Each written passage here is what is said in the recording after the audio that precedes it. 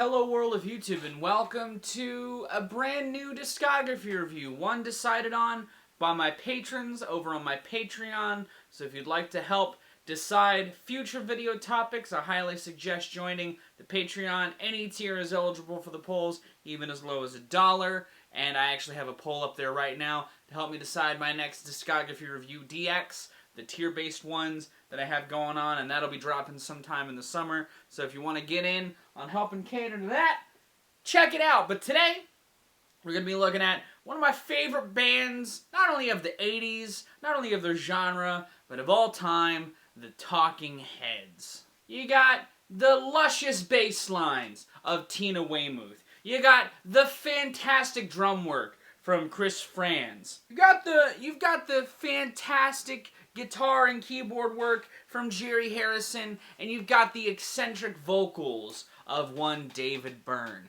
The Talking Heads were a band that not only helped shape the 80s with their early work, but continued to pillage forth in their own lane throughout the entire decade before dissolving out before the decade's end. I really love this band, and I was glad that this band won the poll, because not only do I not talk about many bands pre-90s, but I haven't talked about the Talking Heads much. You know, I talked about David Byrne's last solo record. You know, if you listen to some of No Signal, you can probably tell I get some inspiration from the more quirky side of this band's sound and songwriting approach. And I really enjoy this band's work. They were a band that I listened to as a kid in pockets, and similarly to other bands that I've talked about, the older that I got, you know, the more I just got into their weird sounds. And today, I'm going to be ranking all 8 of their records from worst to best, giving you some jumping on points if you're into the band, as well as some points you may be interested in if you like those particular records, and just generally talking about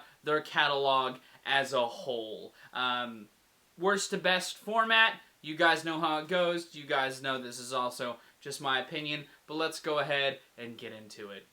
Here on this mountaintop, Admittedly, like some of the bands I've talked about the discographies of, I don't think the Talking Heads necessarily have a bad record, but True Stories is easily the most average record in their discography. It also just has a sonic palette that I feel like stands out in a jarring way against the rest of their discography. And this album, as far as like the concept of it goes, it was actually the songs used in a film David Byrne made, and the band just kind of played those songs and pulled them together for their own record. And it's not to say that it doesn't have some definite highlights. The big single, Wild Wild Life, is a really good song, if not sort of a safe Talking Heads cut. I like the opener, Love for Sale, and the buzz that's in there. I love the overall waves within Papa Legba sound, and I think Hey Now is a catchy-ass tune. But even, like, the other fun fact of this project is the one with the song that Radiohead got their name from. I think the song Radiohead's alright. It's got a nice little accordion in it, but I wouldn't say it's like my favorite tune by the Talking Heads. I think it's interesting that a band like Radiohead got a name from a band like Talking Heads. They definitely, you could see some Talking Heads influence from the band themselves, but like Radiohead, a song from, again, easily the Talking Heads' weakest record. It took a lot of the songwriting sort of ideas they were exploring on Little Creatures and just doubling down on them in ways that aren't completely fully gratifying. You know, it has some highlights. It has an interesting sonic palette, but it's one that I just don't think the band utilizes to its fullest extent. It's definitely a point of curiosity, if not a cherry-picking experience, absolutely. But it's a project that, similarly to the next one I'm going to talk about, I don't spin in full all that often, if only because I don't think it's as interesting as their other records. It's definitely neat. You know, I think for as cool as some of the sounds in tracks like Dream Operator and Puzzle and Evidence are, and some of those aspects definitely play into the follow-up to this, which what would be their last record, they do more interesting things with them on that record in particular. You know, again, not awful, but it's sort of the easiest point to put at the bottom of their discography, if you ask me. we'll take that ride.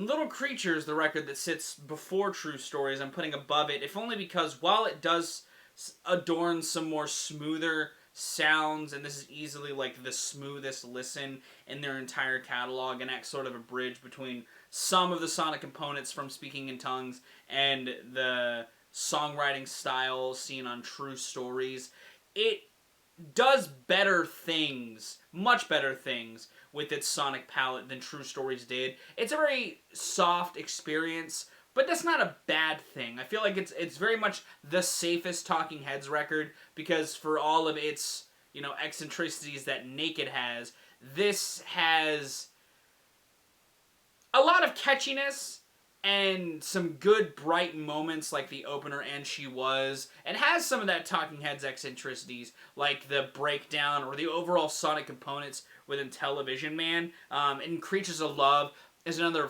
fun, catchy pop tune, and the closer Road to Nowhere is easily one of their best closers in my opinion. A lot of the middle of this record is kind of a snore. It's not necessarily as forgettable as True Stories because, again, they're doing fun stuff with the sonic accompaniment here that I feel like stands out better than the utilization of it on True Stories.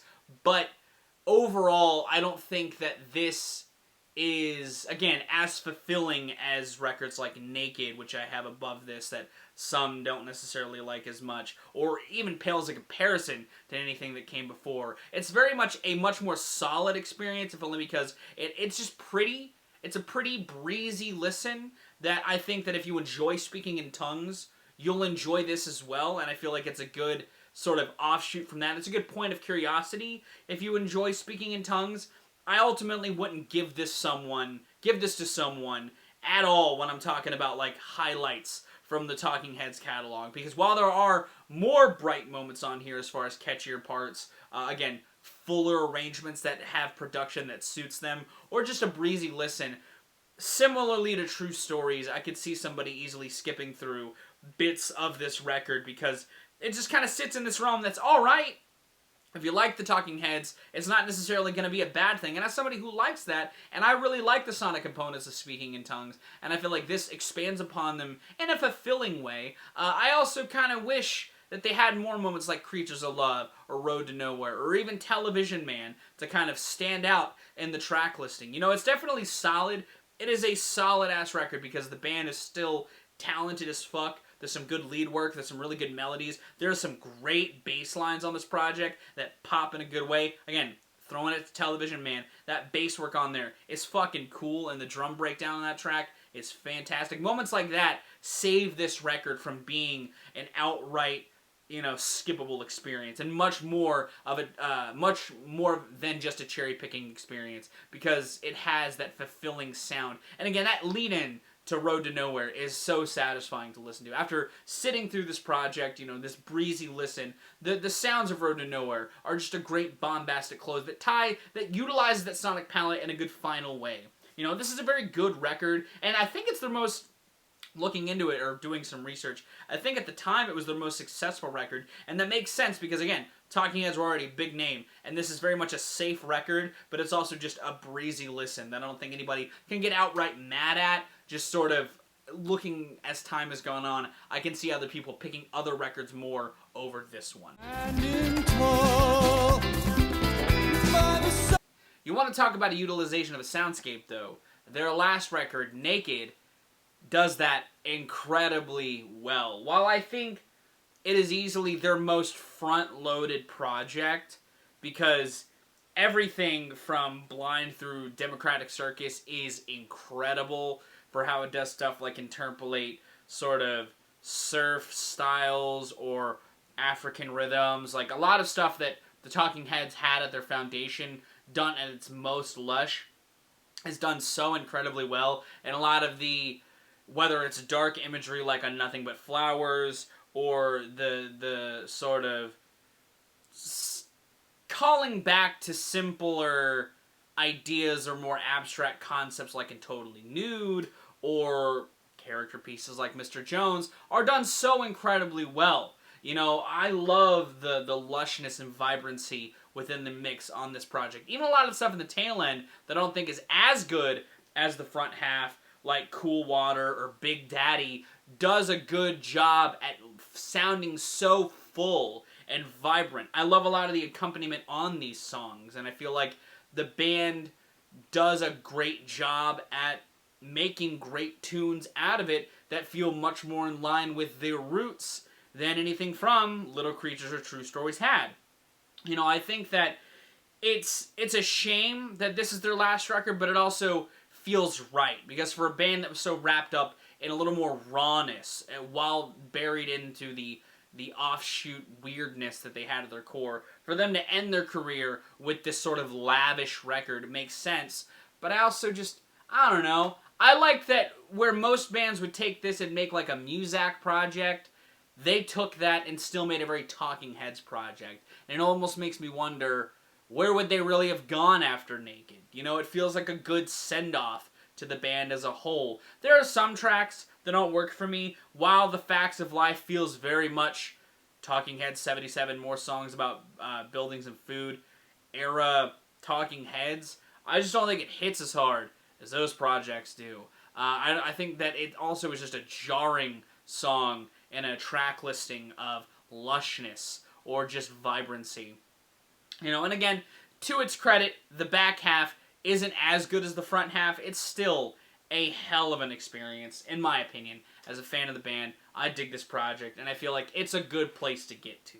It's not an essential listen, and it's not necessarily a point that you need to start with, but I feel like it is a point that you should get to eventually. You know, it's got its bops. You know, Nothing But Flowers, easily one of my favorite Talking Heads songs. I love the groove of that track, and I love the evolving sounds within it. You know, and there's other tracks like in that front half that I've already talked about that do something similar, but that track as a whole is just a beautiful, you know, piece of the band's discography that is also deliciously dark in a great way. But I love Naked. I think it's a really solid project, and I feel like it's worth your time more than others might say. I don't ever hear people talk about Naked, but I feel like it's definitely a cool part of the discography, if only for, again, how beautiful it fucking sounds. Even though it was made in 1988, it sounds like it could have been made last week. Like, the production is so fucking perfect on that project. Even with everything going on sonically, it's great. It's everything the band could have ever built themselves up to be, if you ask me. Even if it is sitting this low in the ranking. You know, I hold Speaking in Tongues to a very close part of my heart. I like this record a lot. And it, with its bigger songs like Girlfriend is Better and Burning Down the House, being sort of some of the seeds that planted my interest into the band outside of some of the stuff from the Eno years. This sits below the Eno years purely because that era is just incredible. But I still like Speaking in Tongues a decent amount above Naked and Little Creatures. Like, this is genuinely a classic record to me. You know, I like how not only did they find ways to make their sound work without Eno's touch, like on the tracks that I mentioned, Burning in the House, Girlfriend is Better, or the funkiness on Slippery People, or that bite on Swamp, even tracks like Swamp or I Get Wild, Wild Gravity, and Pull Up the Roots, see them sort of not only bringing their sound more into the 80s, but welcoming the 80s into their sound production-wise. And that's not a bad thing, but I just feel like that Eno era is just that much more above what they were trying to sonically accomplish on Speaking in Tongues. It's a good bridge into the back half of their career, if anything, because a lot of the eccentricities that are present from the songs that I already mentioned are here in spades. A lot of what makes their pre-this era classics is still here, and if anything, its sonic palette and its sort of sonic ideas act as a good bridge, like I said, to Little Creatures, but also act as a good bridge for their sound into the 80s as a whole by embracing some of those production styles or some of those, you know, sonic techniques that coded other early 80s releases. They dipped their toes into them on here, but it still sounds very much like a Talking Heads project. And it's incredible.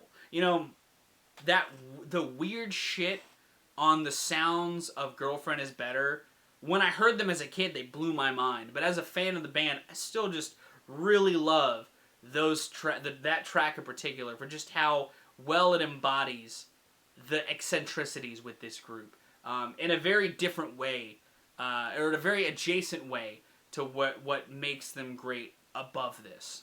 I like a lot of not only the bass lines on tracks I mentioned, I like that lead work on Swamp. I love the guitars on Burning Down the House. I love the guitar production on that song in general, and I like a lot of the lyrical paintings that song has going on. You know, this record is still a bona fide classic, and a great stepping stone record, if anything. You know, while I said that Little Creatures is good for people who like this is a good just point in their discography, period. You know, while I don't think it's a good place to start, it's a good place to definitely get to, if only to use it as a bridge to the back half of their catalog. You know, because it is definitely fantastic for what it's doing, for what it's accomplishing sonically. And I like that without Eno's presence, they were still able to, again, make a record that sounded intrinsically like them. And again, the band is just pulling together some classic-ass, catchy, and well-written tunes.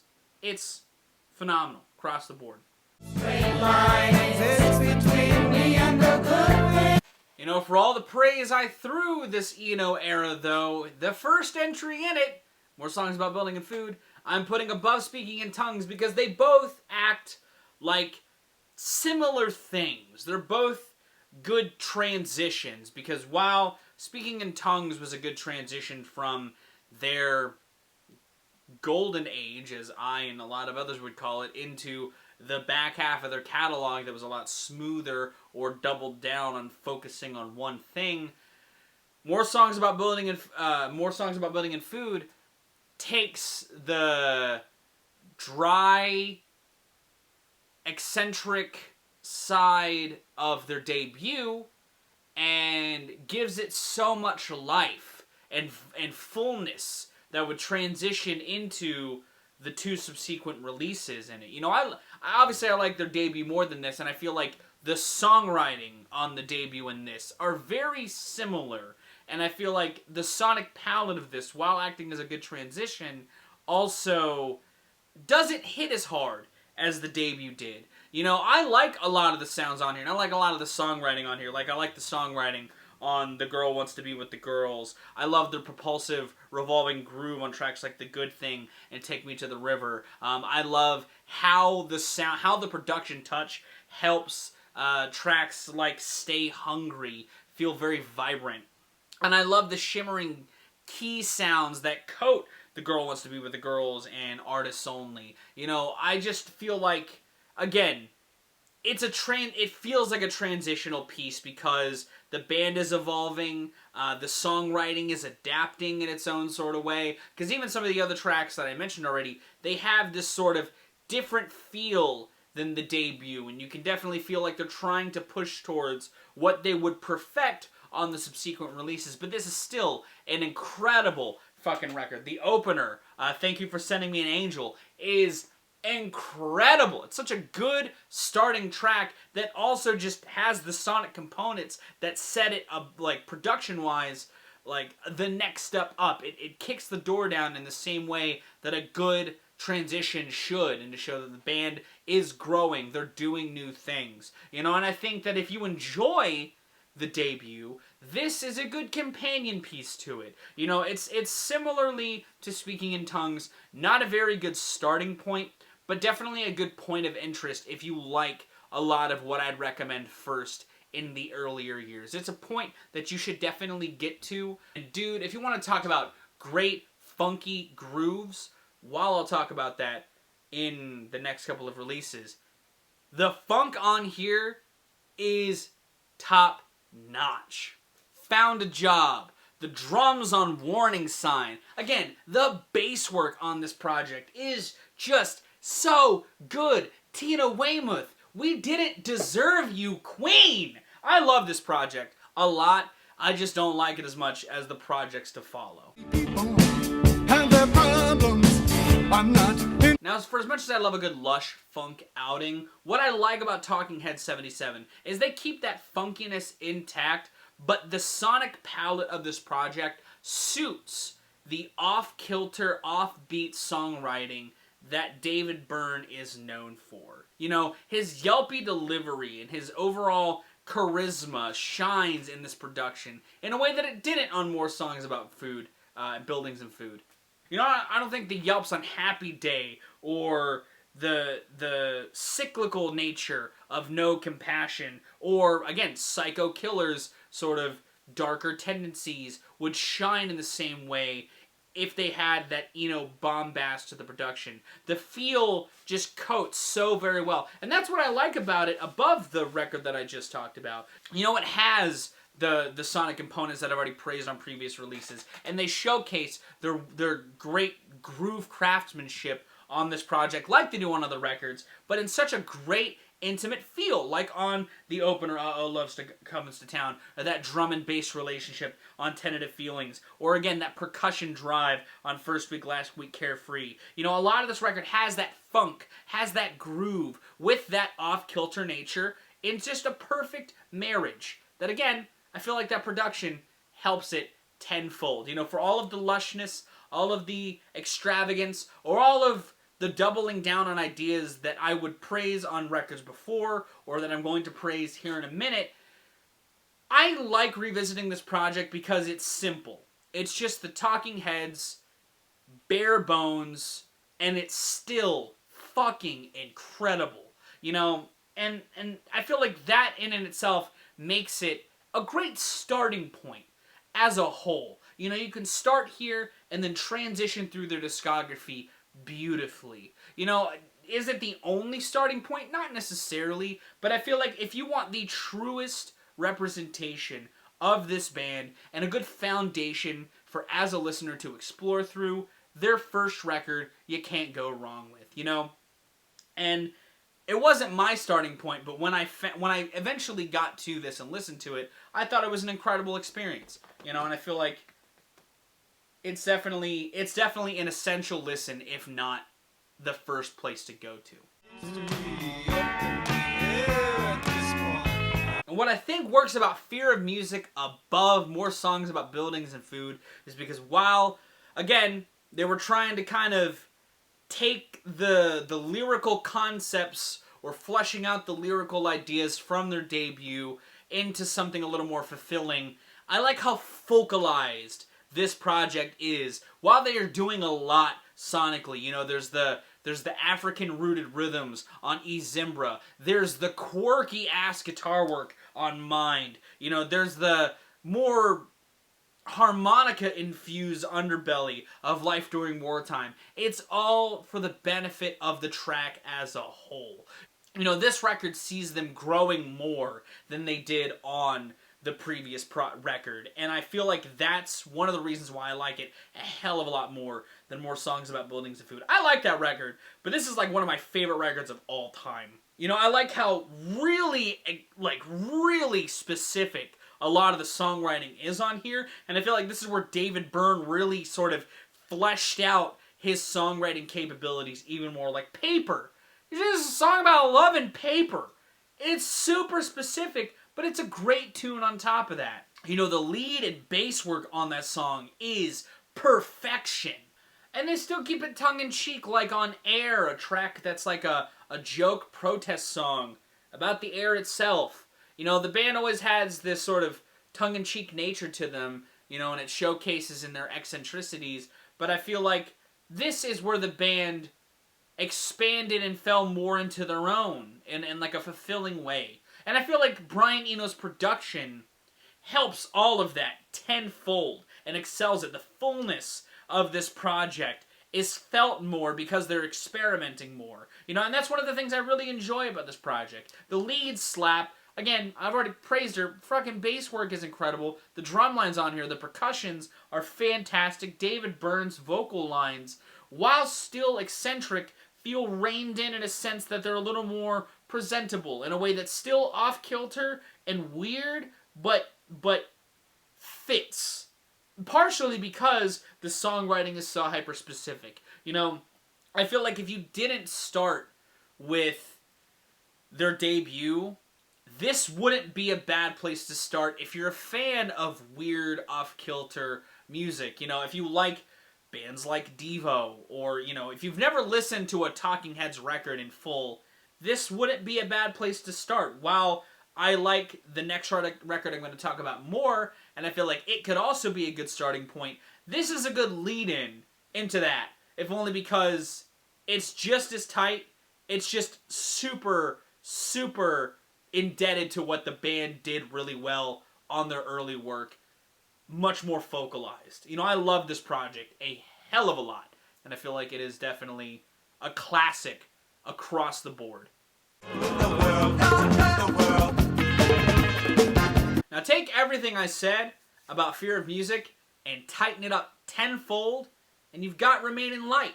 A record that doesn't necessarily feel as hyper-focused songwriting-wise as Fear of Music, but just generally still fits the wheelhouse that the band was working in during this era of their career.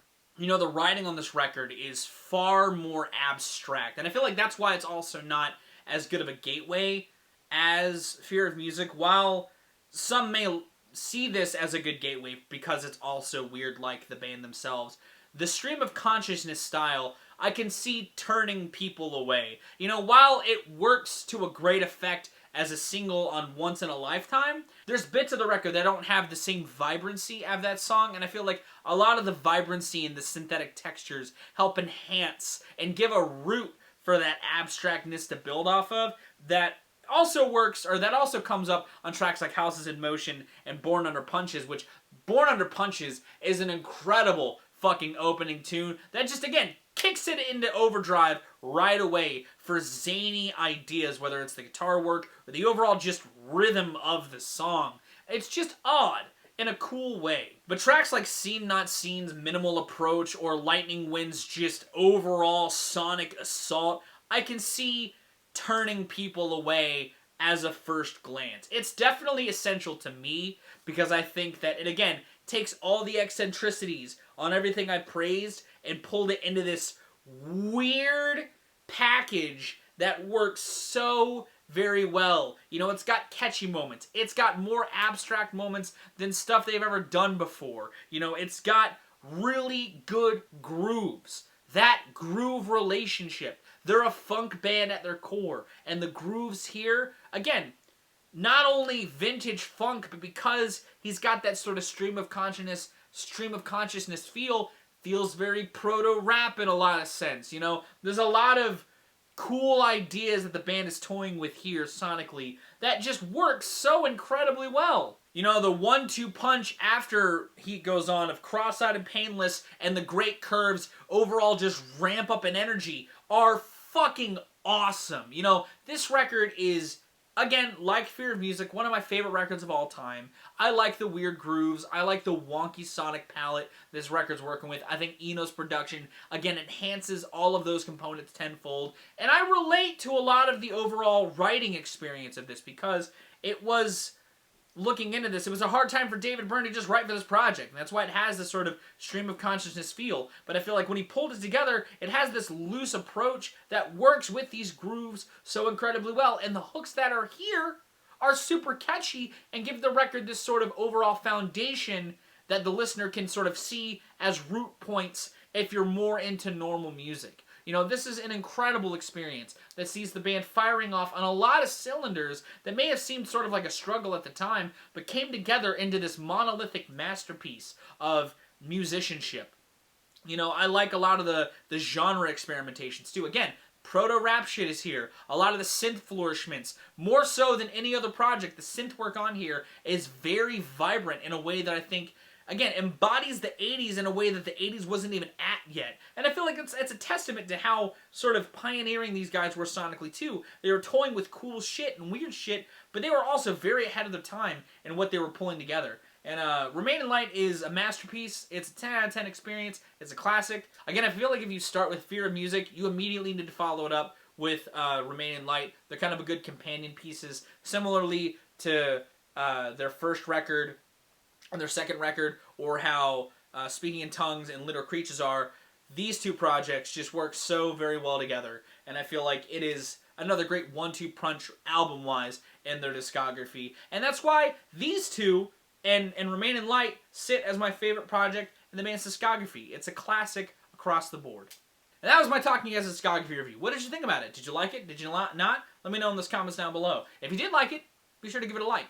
If you want to see more of my music, gaming, and general notary content, be sure to subscribe. Special thanks to my patrons. If you want to join their ranks to get early access to content, exclusive content, like my Patreon cuts of my reformatted discography review, the Foo Fighters one of those just went live today on the Patreon, or to help drive the community through polls like I mentioned in the beginning. This was a Patreon pick. If you want to help cater content to the general masses, join the Patreon. But I'm going to get out of here. Thank you so very much for watching. I've been Vowel Rack. You guys are good at situations, and I'll see you another day.